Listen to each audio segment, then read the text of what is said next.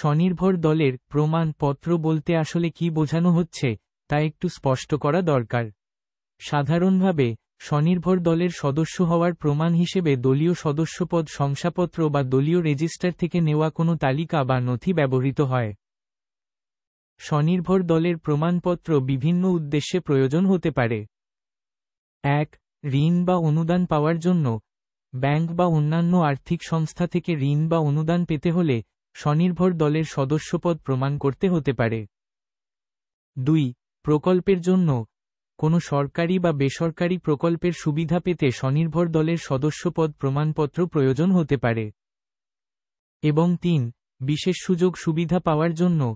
কোনো বিশেষ সুযোগ সুবিধা যেমন প্রশিক্ষণ বা কর্মসংস্থান পেতে হলে স্বনির্ভর দলের সদস্যপদ প্রমাণপত্র জমা দিতে হতে পারে।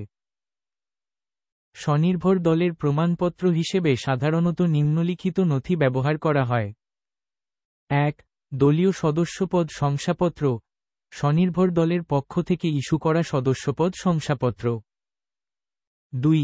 দলীয় রেজিস্টার। স্বনির্ভর দলের সদস্যদের নামের তালিকা বা রেজিস্টার থেকে নেওয়া কোনো নথি। এবং ৩.